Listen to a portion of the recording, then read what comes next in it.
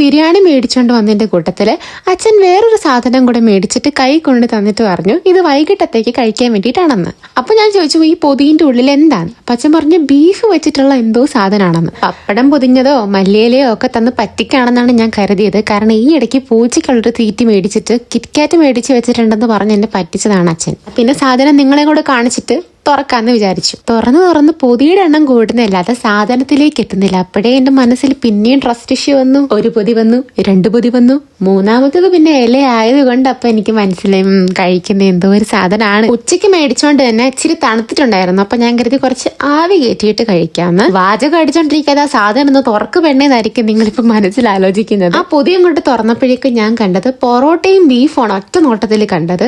പക്ഷെ പിന്നെയാണ് അതിലൊരു പഴംപൊരി ഒളിഞ്ഞിരിക്കുന്നത് ഞാൻ കണ്ടത്. ഈ ഇടയ്ക്ക് കരിക്കിന്റെ ഏതോ ഒരു സീരീസിലാണ് ഈ പഴംപൊരിയും പൊറോട്ടയും ട്രെൻഡിങ് ആയത്.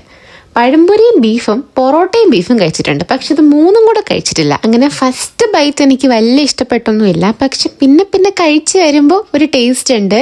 എന്നാലും എനിക്ക് പഴംപൊരിയും ബീഫും പൊറോട്ടയും ബീഫും സെപ്പറേറ്റ് കഴിക്കുന്ന ഒരു ടേസ്റ്റാണ് ഇഷ്ടം. എന്നാലും കുഴപ്പമൊന്നുമില്ല, ഒരെണ്ണമൊക്കെ കഴിക്കാം. ബീഫിന്റെ പീസൊക്കെ വളരെ കുറവായിരുന്നു, പക്ഷെ ഗ്രേവിക്ക് ഭയങ്കര എരിവായിരുന്നു.